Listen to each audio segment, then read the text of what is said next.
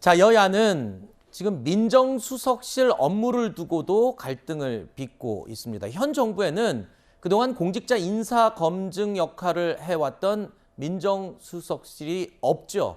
폐지가 됐습니다. 자, 바로 윤석열 대통령의 공약이 있었기 때문인데요. 당시 발언을 먼저 듣겠습니다. 소위 사정 기능을 할 수 있는 기관들을 민정수석을 통해서 장악을 해가지고 자신의 그 정치적인 반대 그 세력을 합법을 위장해서 통제하는 경우가 비일비재했기 때문에 이 민정수석이 그 본연의 기능에서 완전히 벗어났습니다. 저 윤석열의 사전에 정치 보복이라는 단어는 없습니다. 제가 이것을 확실하게 하기 위해서 대통령의 제가 당선이 되면 어떠한 그 사정과 그 수사에도 일절 관여하지 않겠다는 뜻에서 민정수석실을 폐지하겠다는. 자, 바로 어제였습니다. 향후 인사검증 업무를 전담할 인사정보관리단을 만드는 방안이 발표가 됐습니다. 이 개정안에 따르면 인사정보관리단은 법무부 장관, 즉 한동훈 법무부 장관의 직속 조직입니다. 그러니까 한동훈 법무부 장관이 원래 법무부 장관 역할이었던 검찰 인사권을 가진 것은 물론이고 여기다가 공직자 인사 검증의 권한까지 추가로 더 갖게 된다는 의미입니다. 자, 야당에서는 이렇게 얘기하고 있습니다. 이렇게 되면 한동훈 법무부 장관이 사실상 없앤 민정수석의 역할까지 다 하는 게 아니냐라고 지금 비판을 하고 있는 것이고, 또 대통령실이나 또 여당 입장에서 보면 인사검증의 업무는 반드시 필요하기 때문에 하는 거다, 뭐 이렇게 얘기할 수도 있고요. 그렇죠. 그 인사검증은 어느 부처든 하긴 해야 되겠죠. 사실 조금 우려되는 바는 있습니다. 아, 그래요? 왜냐하면 이제 민정수석실을 없앤 거 뭐 좋습니다. 거기까지는 좋았는데 이게 이제 한동훈 법무부 장관실에서 인사검증까지 한다면 이제 문제는 그거죠. 누가 봐도 한동훈 법무부 장관은 대통령의 최측근이라는 걸 다 알고 있단 말이죠. 네. 그러면은 법무부에서 아무리 좋은 인사검증 시스템, 그러니까 인사정보관리단 지금 만든다고 하는데 시스템을 만들어도 거기에서 만에 하나 인사가 잘못됐을 때, 네. 실패했을 때 아하. 이 비난의 화살이 어디로 돌아갈 것인가? 네.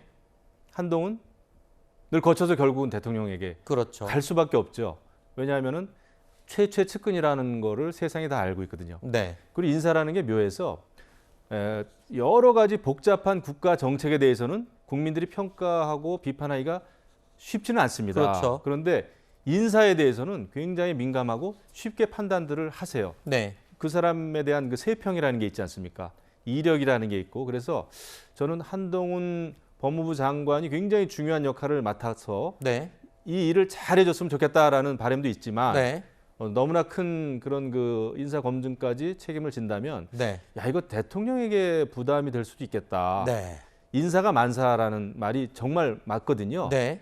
결국 어떤 사람을 기용하는가, 어떤 사람을 또 낙마시키는가, 어떻게 검증하는가, 이걸 보고 국정 운영을 사실은 많이들 판단들을 하세요. 그래서 이게 자칫 어떤 정권의 부담, 이게 불행의 씨앗이 돼서는 안 된다.